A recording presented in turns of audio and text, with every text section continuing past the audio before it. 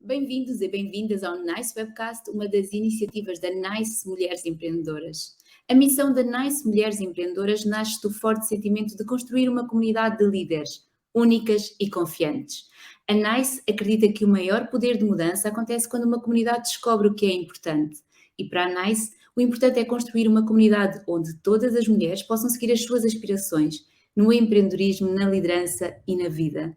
O meu nome é Vera Margarida Cunha e tenho o privilégio de conduzir este NICE Webcast, que nos dá a conhecer mulheres que generosamente partilham connosco as suas vidas, experiências, desafios e aprendizagens. Antes de passarmos a conhecer a nossa convidada de hoje, ficamos com o Minuto NICE, informação que precisamos saber.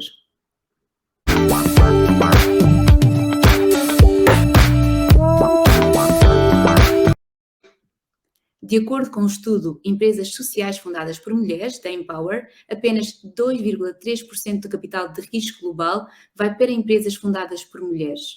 No referido estudo, quando questionadas sobre as dificuldades que as mulheres empreendedoras sociais enfrentam ao longo da sua jornada empreendedora, 47% das entrevistadas citaram a falta de acesso ao financiamento como a principal dificuldade, independentemente do nível de avanço do seu negócio. Dando a referência da empresa PitchBook, que fornece dados do mercado privado sobre capital de risco e capital privado, que relatou que os fundos concedidos a mulheres empresárias não são apenas escassos, mas estão a diminuir. Antes de 2016, as fundadoras do género feminino receberam 14% do financiamento geral. Esse número caiu para 11% em 2017 e 9% em 2018. Globalmente, apenas 2% do capital de risco global foi investido em iniciativas lideradas por mulheres em 2018, quando as mulheres representam 1/3 dos empreendedores. Como efeito dominó, 46% das mulheres pesquisadas acreditam que é mais difícil para uma mulher ter acesso a oportunidades de financiamento. Portanto, ajudar a encontrar apoio financeiro e oportunidades de financiamento são uma prioridade para metade das entrevistadas. Isto é particularmente verdadeiro para empreendimentos novos, entre 1 a 5 anos, o que parece lógico, pois é um momento crucial de desenvolvimento para uma empresa durante o qual as necessidades de investimento e financiamento são mais importantes.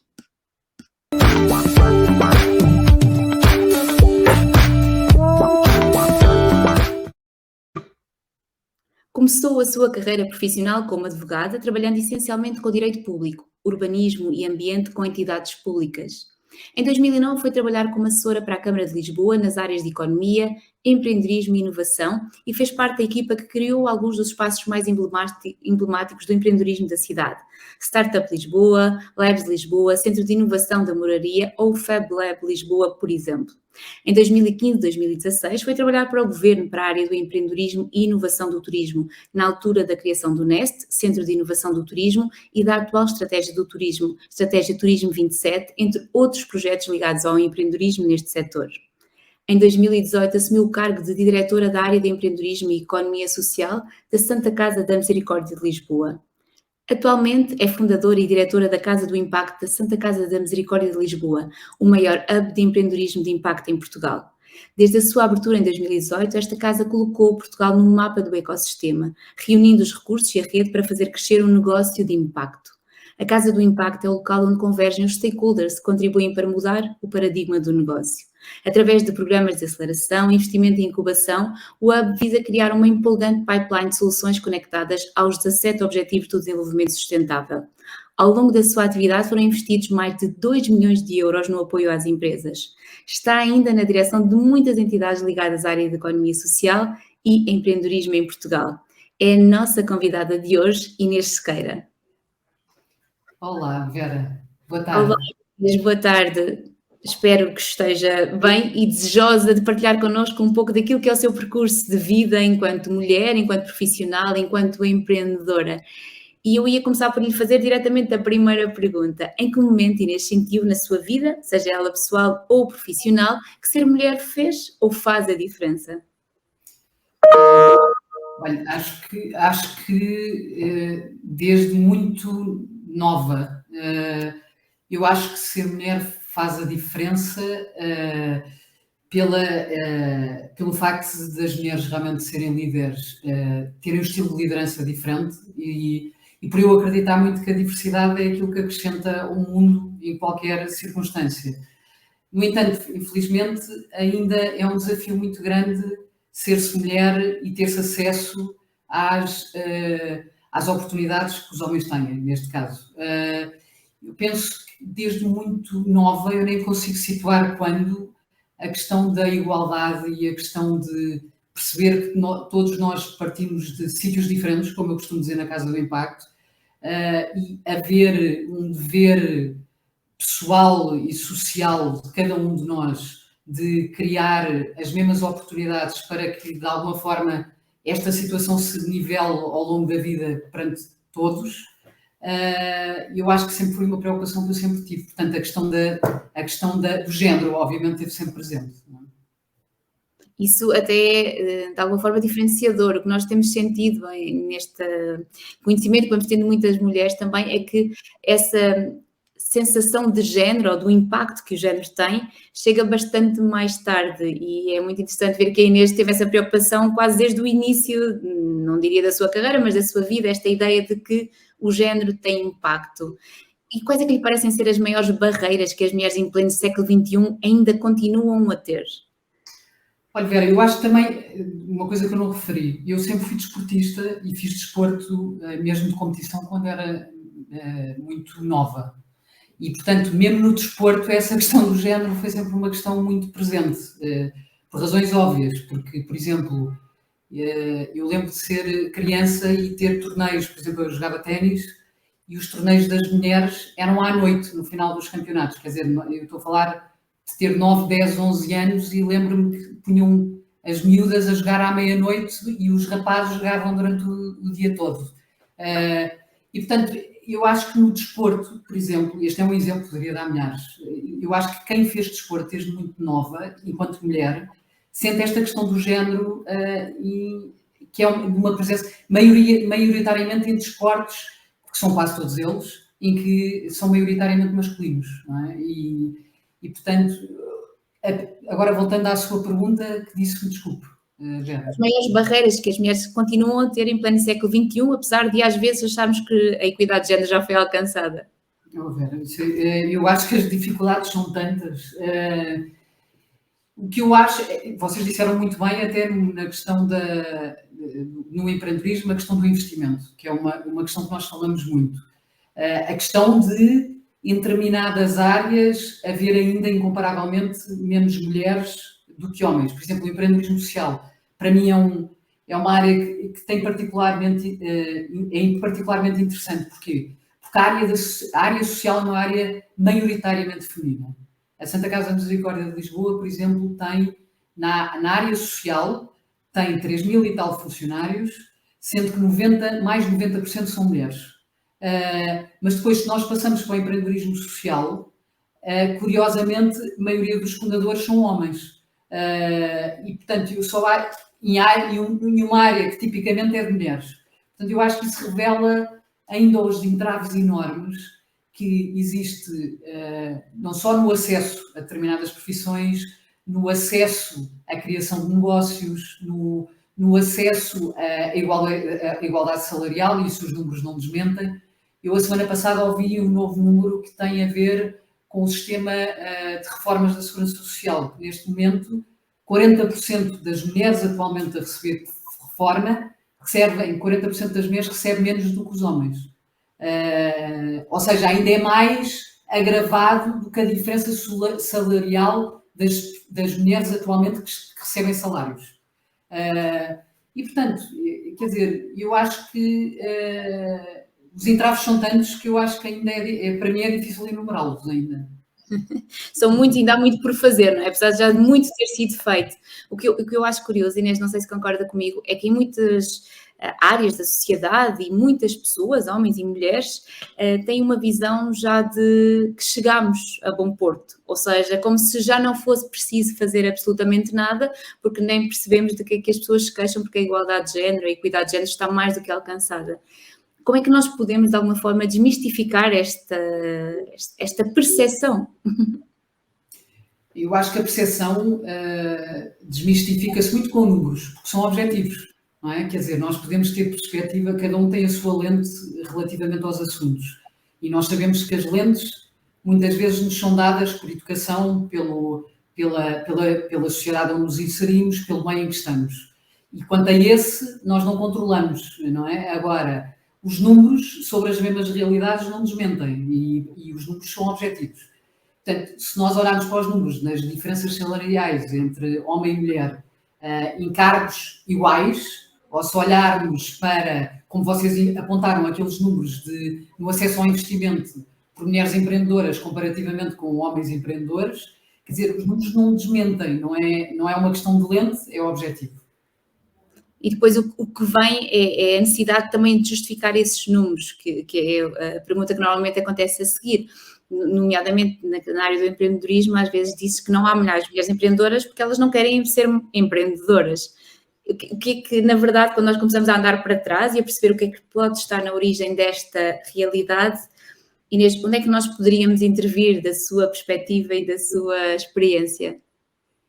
Eu acho que temos que intervir lá muito atrás, não é? Ou seja, eu acho que nós, perante determinadas circunstâncias, por exemplo, para mim foi uma realidade muito, como lhe disse, muito visível desde que eu era muito pequena. Mas se calhar tem a ver também com uma sensibilidade minha. Por isso é que tenho o percurso que tenho, não é? Eu sou muito sensível a injustiças. E o facto de eu ser sensível a injustiças faz-me ser particularmente atenta a elas. E eu acho que, apesar de ao longo da minha vida todos nós lidamos, quer dizer, todos nós temos famílias, temos amigos que têm perspectivas muitas vezes diferentes das nossas e que muitas vezes tentam, de alguma forma, contra-argumentar quando nós olhamos para uma realidade e nós vemos-la de determinada maneira. E depois há sempre argumentos que não é bem assim, porque isto ou por aquilo. Eu acho que nós não podemos controlar os meios, mas, por exemplo, podemos controlar aquilo que é os programas nas escolas.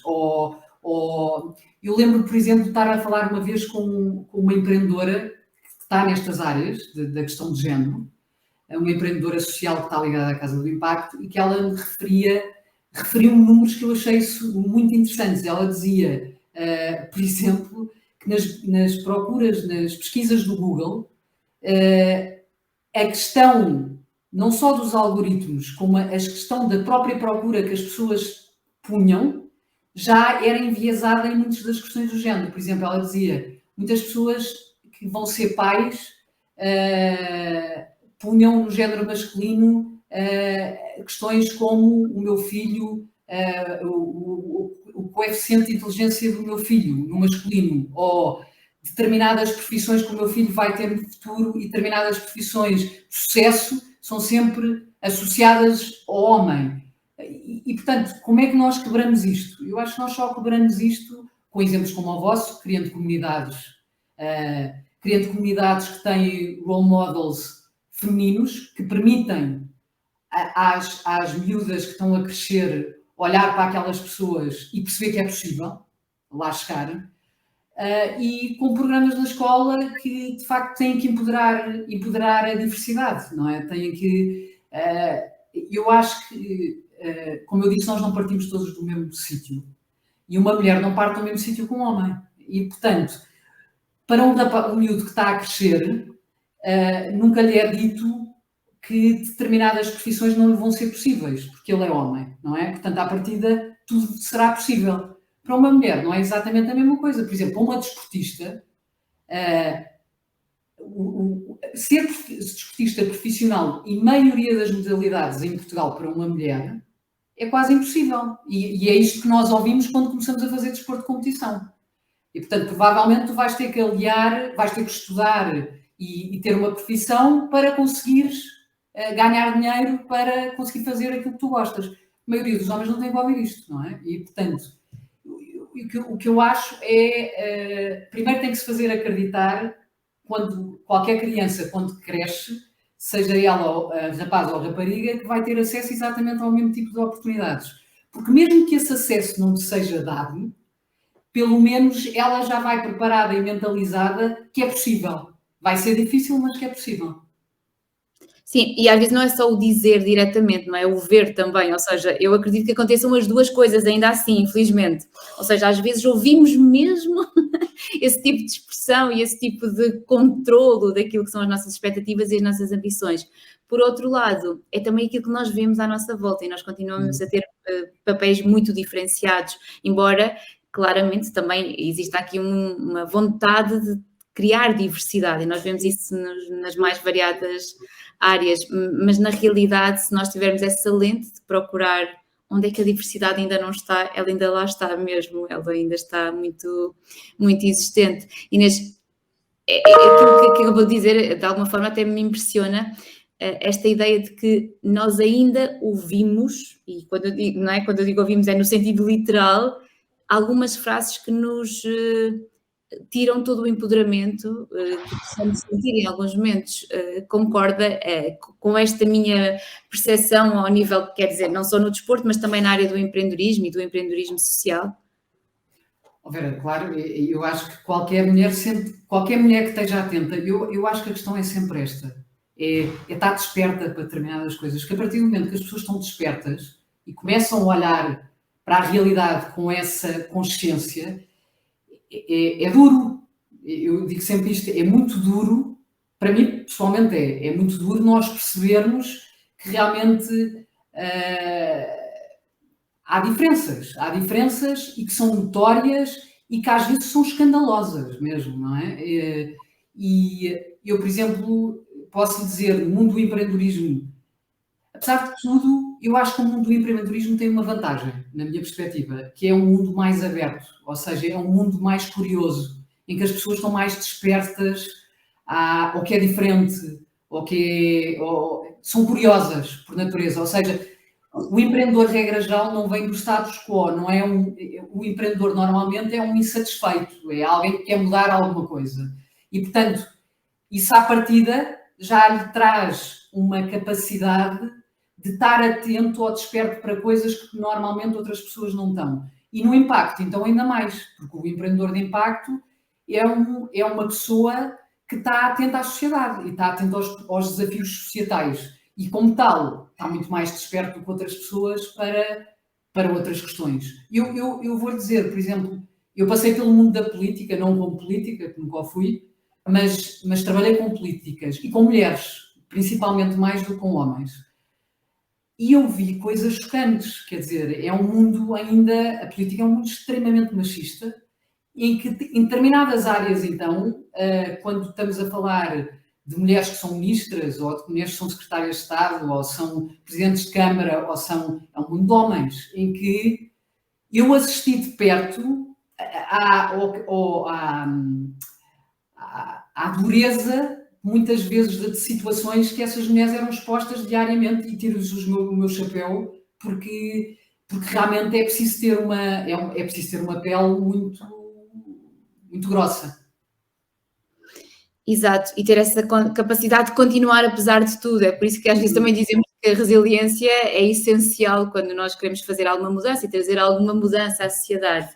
Inês, pensando um bocadinho aqui mais nesta questão do impacto, afinal, o que é que nós entendemos por impacto? Olha, eu tenho uma perspectiva muito lata, eu sou muito pouco de fechar, eu gosto sempre de abrir. O impacto, basicamente, nós, quando falamos de empreendedorismo de impacto, falamos em pessoas que querem criar soluções inovadoras para os maiores desafios societais, que estejam alinhados, no caso da Casa do Impacto, e hoje em dia eu acho que já é generalizado, com os Objetivos de Desenvolvimento Sustentável das Nações Unidas, e que, por isso, além de estarem preocupadas em criarem um negócio em que se ganhe dinheiro, principalmente estão focadas em acrescentar valor para a sociedade.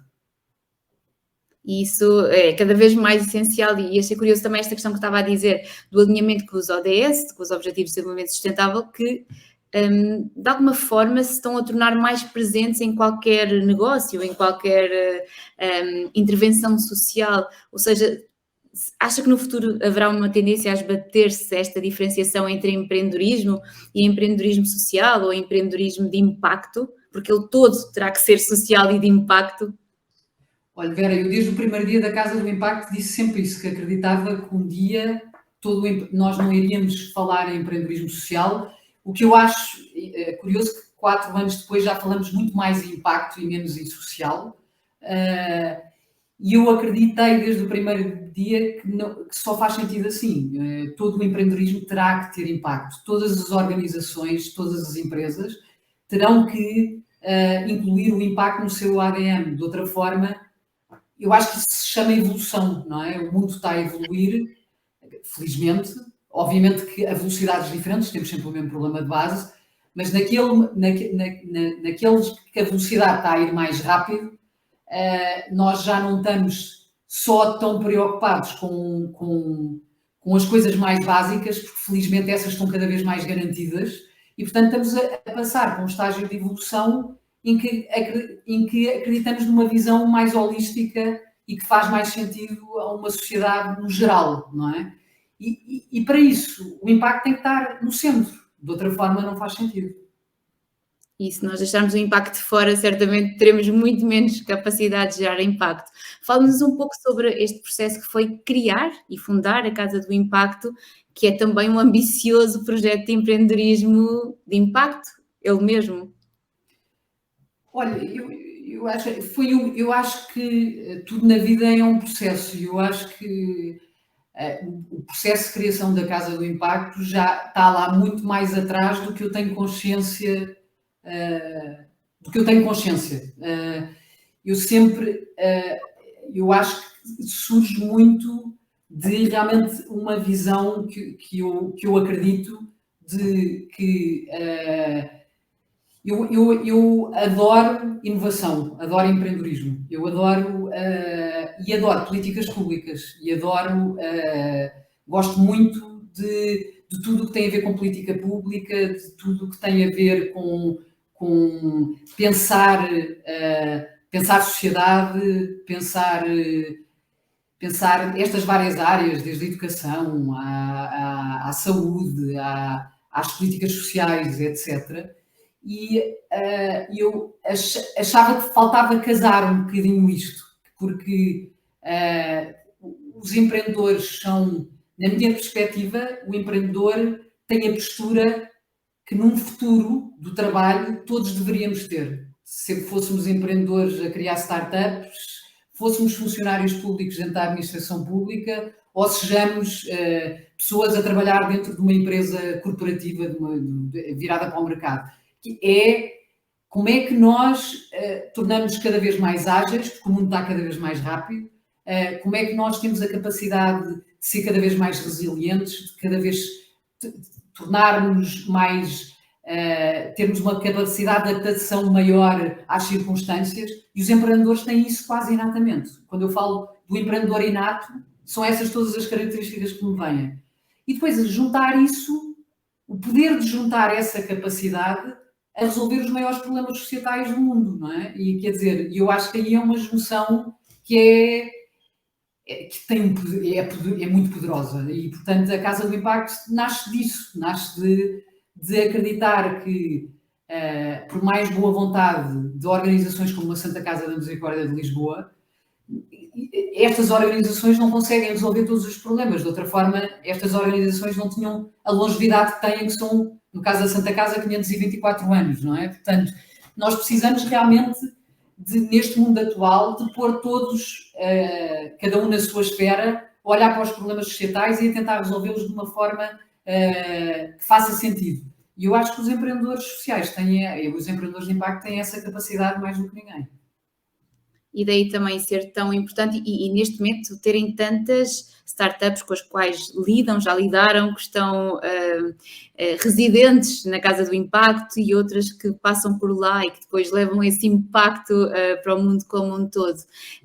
Na Casa do Impacto há aqui 3 grandes grupos, os ativistas, os artistas e os empreendedores, e eu acho esta junção particularmente bonita e muito útil. Inês, qual é aqui a vantagem que existe entre termos esta tríade de pessoas que querem fazer a diferença? Olha, eu acho que têm, seja o que for, têm sempre por base em comum. Nós começámos, o nosso lema no princípio era a casa onde partilhamos causas, não é? E muitas vezes as causas estão lá e é isso que eu acredito que move verdadeiramente estas pessoas todas, não é? E depois a forma como o fazem, o posicionamento pode ser um bocadinho diferente, mas são todos eles úteis, não é? Porque sem ativismo, se nós pensarmos mesmo, hoje em dia falamos de alterações climáticas, mas se nós formos ver historicamente quem começa a falar do clima, quem começa a falar do ambiente, são os ativistas, não é? Então, são os ativistas nos anos 60, 70. Portanto, agora de repente há uma emergência climática há relativamente poucos anos, mas nós temos ativistas que já estão a falar desta realidade há décadas, não é? E os empreendedores sociais e os artistas, temos muitos artistas que já há séculos que têm uma intervenção social muito importante e uma intervenção de usar a arte e a cultura para chamar a atenção para as causas sociais e para chamar a atenção da sociedade e dos diversos players para a importância de olhar para determinados problemas. E, portanto, o poder de juntar estas pessoas todas, olhar para estas questões, eu acho que é imenso, não é? Porque, no fundo, são elas que mudam o mundo. E é isso que nós acreditamos numa Casa do Impacto. Na verdade, eu acredito que a melhor forma de criar impacto, na nossa perspectiva, é empoderar e dar as ferramentas para estas pessoas que já têm esta vontade dentro de si e que, se tiverem as ferramentas certas, conseguem multiplicar o nosso impacto de uma forma exponencial. É criar um verdadeiro ecossistema da mudança, não é? Que permite que a mudança aconteça e que, de alguma forma, catapulta cada vez mais. É esta ideia de que, com os ingredientes certos, a mudança acontece muito mais e muito mais rapidamente e de uma forma mais eficaz. Inês, eu acredito que não queira particularizar nenhuma startup em particular, mas consegue dar-nos exemplos de startups com as quais lide e que já tenha lidado e que tenham um verdadeiro impacto social, para nós percebermos que, efetivamente, quando estamos a falar de impacto, nós estamos a falar de algo que realmente acontece. Olha, podia dar muito. Nós temos, só incubadas, temos 63. Portanto, é muito difícil estar a... Eu, se calhar, posso pegar naquelas que são mais conhecidas, porque também são aquelas que têm maior longevidade e, portanto, por isso mesmo, já causaram mais impacto. Por exemplo, das nossas fundadoras, que estão aqui desde o início, temos uma Academia de Código que basicamente tem bootcamps para desempregados, para pessoas que vêm das mais diversas áreas e que não têm lugar no mercado de trabalho, aprenderem a programar, aprenderem código, e porque eles surgiram num momento em que o mercado em si tinha uma falha enorme, para além de ter um grande número de desempregados, que eles surgiram na época da última grande crise, em 2014, 15, havia uma grande procura de programadores e as empresas não conseguiam ir buscar programadores nem às universidades, nem às escolas. E, portanto, eles basicamente o que fazem é pegam nestas pessoas e em 3 meses capacitam estas pessoas para serem programadores e eles têm uma taxa atual de 98% de empregabilidade no final do curso de 3 meses. Sendo que, no nosso caso em concreto aqui, nós ainda temos uma parceria interna com eles, em que muitas dos utentes da Santa Casa, pessoas que, desde migrantes, temos casos de mulheres vítimas de violência doméstica, são incorporadas nestes bootcamps e, no final, temos histórias incríveis. histórias eu podia, não vou dar nomes, como é óbvio, mas desde um migrante brasileiro que nos chegou aqui no início e que a Santa Casa estava a apoiá-lo, a dar de comer, ele nem casa tinha.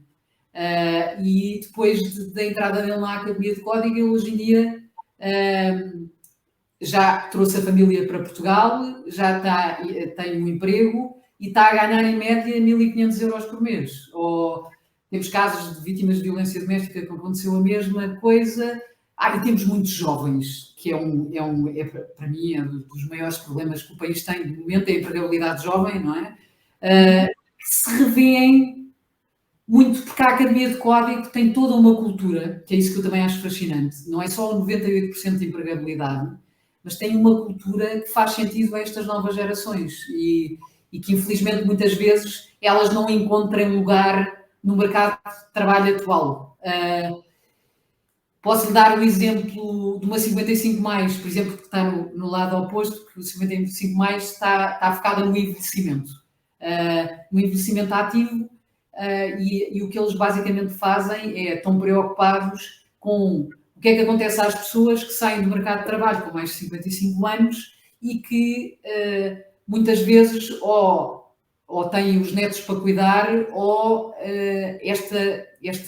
este momento de vida faz com que muitos deles entrem quase em depressão pela a perda de sentido de propósito e de utilidade que todos nós, seres humanos, precisamos. E que, basicamente, o que eles fazem é permitir que estas pessoas continuem uma atividade remunerada. Há umas que dão aulas de música, ou aulas de línguas, ou são jardineiras, ou têm N profissões, e que continuam ativas e têm uma comunidade de pessoas como elas que se interagem mutuamente e que lhes dá um sentido de pertença e de propósito e de utilidade. Essa ligação, desculpa Inês, esta questão da ligação em rede, não é? E do suporte e da partilha das mesmas experiências acaba por ser muito importante também para aquilo que depois nós queremos trazer para a sociedade em termos de impacto. Talvez o 55+ também de alguma forma reforce essa necessidade. Vera, eu digo sempre que a Casa do Impacto é uma comunidade e que cria pequenas comunidades em várias áreas, porque eu acredito muito que um dos maiores desafios do século XXI é exatamente este. Nós, sociologicamente e socialmente, estamos cada vez menos conectados, não é? Enquanto comunidade, enquanto sociedade. E o espaço para as respostas para os maiores desafios sociais, na minha perspectiva, estão aí. É a capacidade, é por isso que vocês próprios também, o que vocês estão a tentar criar é uma comunidade também, não é? É uma comunidade que tem a mesma causa, que percebe o problema e que se reúne e se apoia mutuamente para tentar resolver este problema. E eu acho que esta criação de comunidades num mundo que é cada vez mais tecnológico, num mundo que é cada vez mais corrido, que é sociologicamente menos definido, que é psicologicamente menos conectado, eu acho que o poder das comunidades é tudo. Vai ser cada vez mais. E quem não vê isso, eu acho que não vê, realmente, não vê o que devia estar a ver. Exato, está com uma lente diferente daquela que precisamos atualmente para ver melhor. Inês, voltando aqui um pouco àquilo que já disse que adora também, que é a questão das políticas públicas, o que é que nós ainda precisamos realmente de fazer a nível de políticas públicas para que esta necessidade de trabalhar com impacto e de permitir que o impacto que está a ser criado chegue a mais pessoas aconteça, quer seja na questão da igualdade de género, da equidade de género ou noutras áreas que igualmente precisam de ser trabalhadas. Do ponto de vista das políticas públicas, por onde é que precisamos de ir? Olha, eu acho, primeiro que tudo tem que haver coragem, porque sem coragem para mudar é difícil. O que eu acho é que ainda se fala muito em muita coisa que fica bonita de se dizer, mas depois na prática ainda eu vejo muita inércia em passar para o momento seguinte. Acho que tem que haver coragem, acho que tem que haver percepção de que os riscos que nós corremos se não o fizermos são muito maiores do que os riscos que corremos para ter coragem de fazer essa mudança. E depois, eu acho que é começar a contaminar. Eu acho que é muito importante haver espaços para a política pública acontecer. É preciso cada vez mais haver espaços de experimentação, ou seja, porque nós vivemos numa sociedade que é muito rápida e que é muito rápida no julgamento, e isso paralisa as pessoas, muitas vezes, não é? Porque neste momento, tudo o que é feito, a informação é tanta e sai para fora com uma velocidade tão grande, que a tendência, eu acho que a tendência geral é decidir-se cada vez menos, mudar-se cada vez menos, que é para não se estar tão exposto à crítica e ao julgamento. E, portanto, nós temos que criar... O meu pensamento na criação da Casa do Impacto também foi muito esse. Nós temos que criar espaços de segurança em que a cultura seja a mudança, em que isso seja a cultura. A mudança, o risco, o experimentar, o falhar e voltar a experimentar outra vez, porque se nós não criamos esses espaços, é muito mais difícil criar modelos que possam ser testados, experimentados, com resultados comprovados, para aí sim tornarem-se política pública. Eu acho que a política pública não pode ser feita à base do vento, não é? Lá porque vem uma pessoa e acha que é para a esquerda e outra que pensa que é para a direita. Eu acho que deve ser testada em pequena escala, para comprovar os seus resultados, o seu impacto, ser avaliado o seu impacto e depois então ser replicado a uma escala cada vez maior. E, portanto, eu acho que o segredo está muito nisto. Eu acho que o segredo está muito em criar espaços em que isto possa ser possível. Então falávamos aqui desta questão do sucesso e da falha, e em alguns momentos diz que é esse medo de falhar e do quão criticado isso pode ser, que leva a que mais mulheres tenham mais receio de empreender. A sua experiência diz a mesma coisa? Diz-me totalmente. Eu acho que as mulheres... Quer dizer, nós todos somos moldados desde que nascemos, não é? E somos moldados pelo ambiente a que somos expostos. Se o ambiente a que somos expostos é uma sociedade que nos diz que eu, quando nasço mulher, provavelmente serei mãe um dia, terei que ser a principal educadora dos meus filhos, que vou ter que conciliar isso com uma carreira profissional, ou seja, o que eu acho é que o peso que as mulheres carregam condiciona-as, ou seja, porque o peso não está distribuído na sociedade, não é? E, portanto, se tivesse distribuído, a liberdade que um homem sente em correr riscos é muito maior do que a de uma mulher, por questões óbvias, e, portanto, é óbvio que condiciona, e por isso, uma vez mais, eu volto àquilo que disse anteriormente.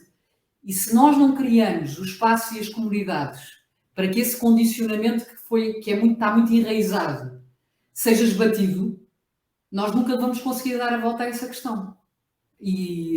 Porque nós não controlamos aquilo que uma criança, quando nasce, é exposta desde o início. Mas depois podemos criar ambientes em que minimizamos o impacto que isso possa ter. E é por isso que eu acredito que estes espaços, estas comunidades, e eu acho que o ser humano, todos nós, o medo é uma emoção que está sempre presente, não é? O que nós precisamos, uns mais do que outros, porque é óbvio que depois temos características diferentes, e há pessoas cujo medo paralisa e há outras cujo medo quase que tem o efeito contrário. Mas, maioritariamente, aquilo que eu percepciono é que o medo maioritariamente paralisa. E, portanto, para que não seja tão paralisante, nós temos que ter acesso a espaços e a comunidades e a pessoas que nos mostrem que é possível. E que outros já o fizeram, que eu não vou ser a primeira pessoa, eu não tenho que ser a primeira a carregar o peso do mundo sempre, não é?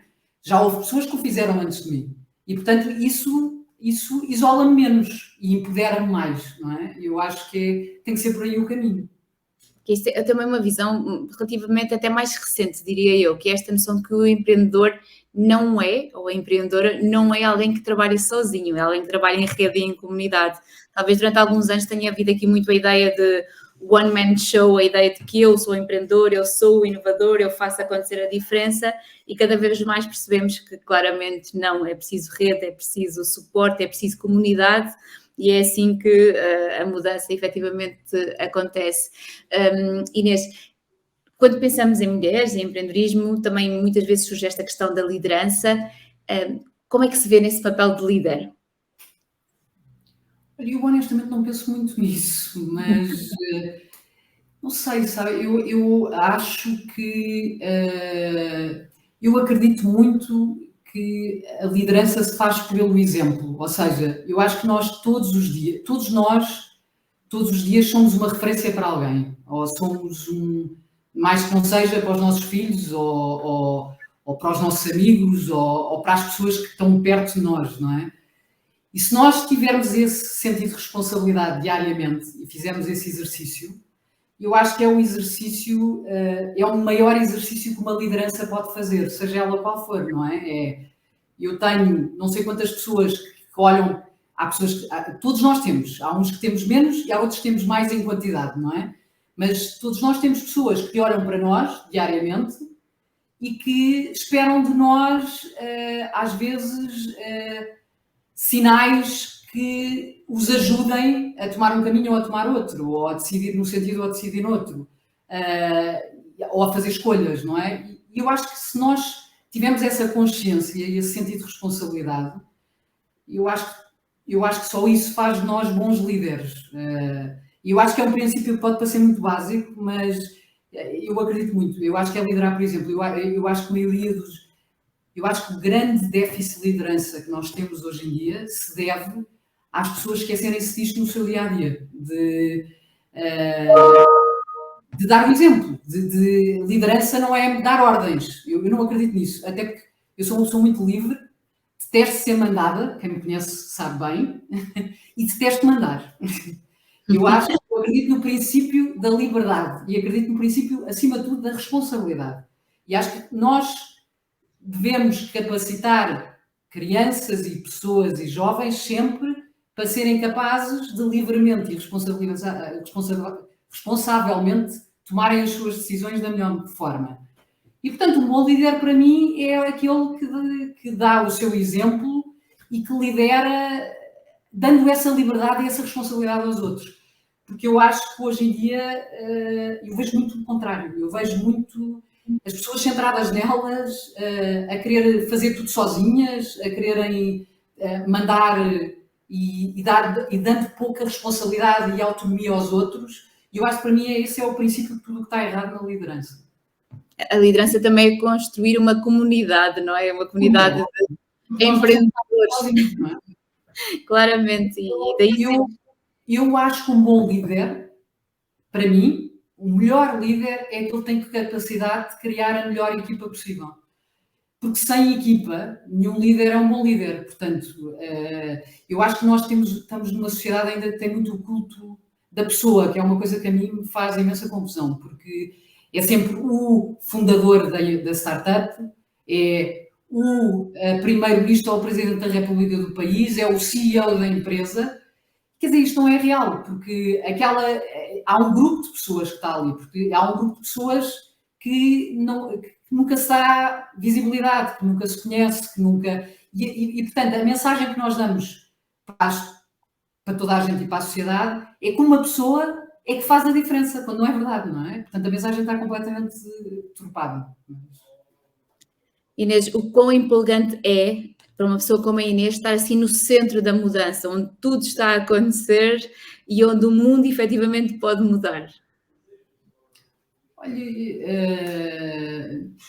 eu acho que todos nós nos movemos por coisas. Eu acho que eu movi-me sempre pela mudança e, portanto, tive a sorte, acho que tive o mérito e a sorte, porque acho que precisamos sempre das duas coisas, de estar já há uns bons anos em sítios e em áreas e junto de pessoas que eu senti que era as circunstâncias certas para criar mudança. E pronto, e fazer parte de equipas que fizeram esse movimento. E eu agora acho que, de facto, o impacto é a próxima grande mudança, e eu espero que é a grande mesmo, porque se for a grande significa que o mundo está no bom sentido. E pronto, eu faço parte deste pequeno ecossistema ainda, que é pequeno, mas que tem pessoas incríveis, e, por isso, e pelo facto de ter pessoas incríveis, eu acredito que vai muito rapidamente se tornar cada vez mais contagiante. Portanto, acho que sou muito sortuda, para responder à sua pergunta. Além de tudo, é muito sortuda, mas são as duas coisas, como diz, a sorte e o mérito. As duas juntas fazem a mudança acontecer bem melhor e com mais impacto. Inês, o que é que gostava de ter aprendido mais cedo em relação à igualdade de género? Olha, acho que gostava de ter aprendido que não basta só o exemplo. Eu acho que eu percebi que eu acho que o maior papel que uma mulher pode ter é abrir caminho para as outras. É ter sempre esse foco de que cada porta que nós abrimos é uma porta que nós abrimos e que devemos deixar aberta para muitas outras que vão atrás. E acho que isso só é possível quando nós temos essa consciência e batemos verdadeiramente pelo conjunto. De outra maneira, é uma luta que é muito solitária e que tem um impacto muito reduzido, não é? Porque tem um impacto na nossa vida, mas não tem nos outros. É um bocado aquilo que eu costumo dizer relativamente às alterações climáticas.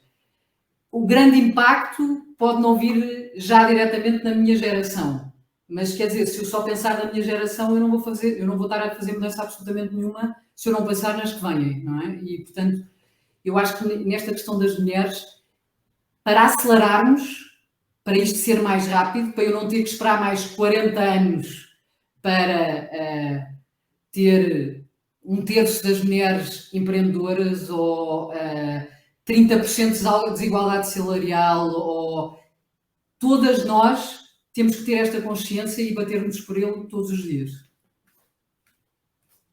Estava a pensar no impacto que nós queremos criar, não é? E o quão importante ele tem que ser tido em conta, e aquilo que a Inês também já partilhou aqui connosco hoje, que é temos que não ser egoístas e sermos cada vez mais gregários no sentido da comunidade, porque só assim é que a mudança efetivamente chegará a tempo de fazer a diferença. Inês, vamos passar agora ao segundo momento da nossa conversa, o momento Q&A.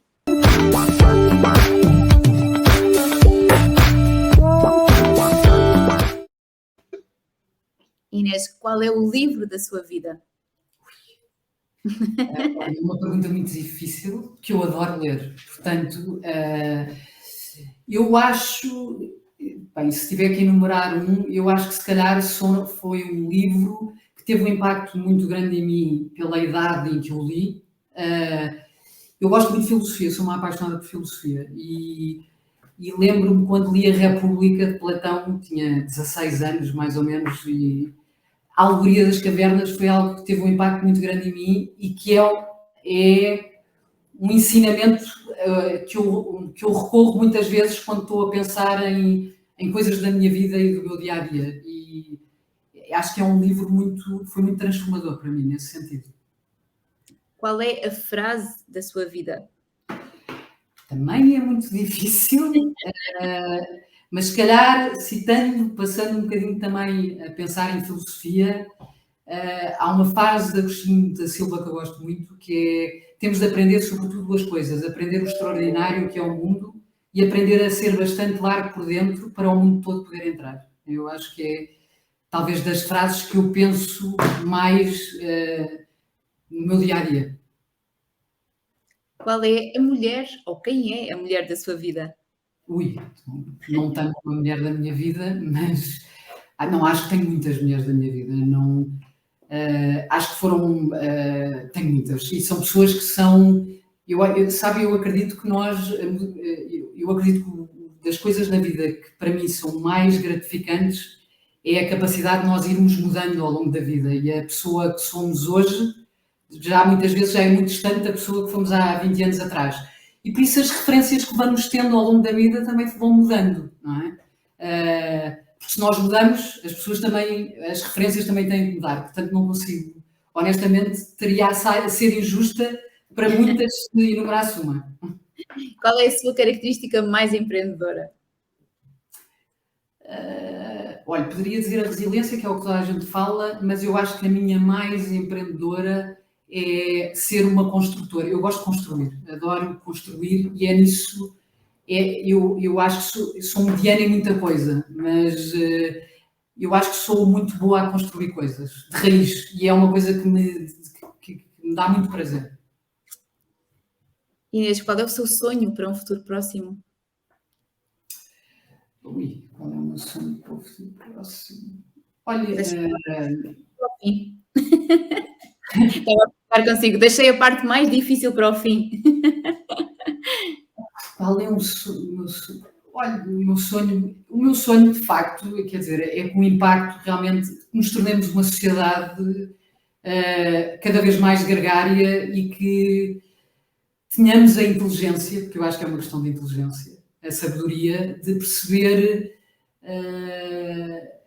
ou movemos todos pelo mesmo ou se continuamos a mover cada um para o seu lado,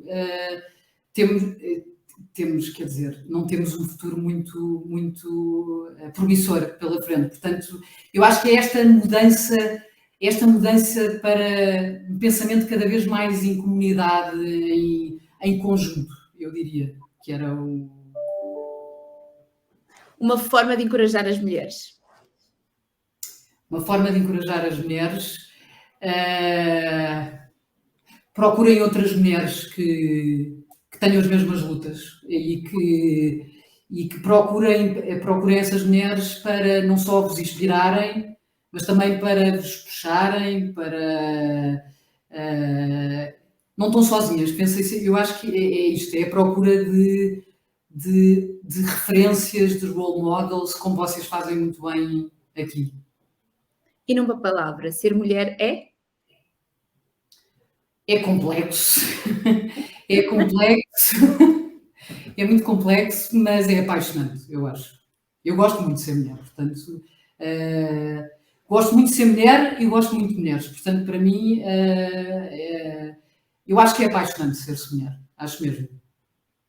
Inês, muito obrigada por este tempo, pela partilha, por uma visão tão honesta sobre esta realidade, não é? E às vezes precisamos ter essa coragem, como já nos disse, também de olhar com honestidade para aquilo que é a realidade, com base em números, em experiências, e só assim é que teremos realmente ainda mais vontade de contribuir para uma mudança que é premente. Muito obrigada.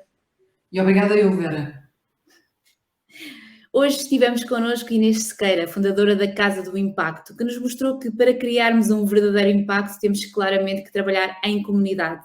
Temos que acreditar que a mudança tem que acontecer e só quando nós somos gregários o suficiente e temos a coragem suficiente para assumir essa necessidade é que o impacto acontece, existe e tem um impacto impressionante nas sociedades com as quais nós lidamos. Muito obrigada por assistirem ao Nice Webcast. Nós voltamos a encontrar-nos no próximo. Não posso terminar este episódio sem agradecer uma vez mais à Mafalda Ramos, da EQI, que faz aqui a interpretação em língua gestual portuguesa, tornando o nosso episódio bastante mais inclusivo. A diversidade faz também assim. Muito obrigada e até ao próximo Nice Webcast.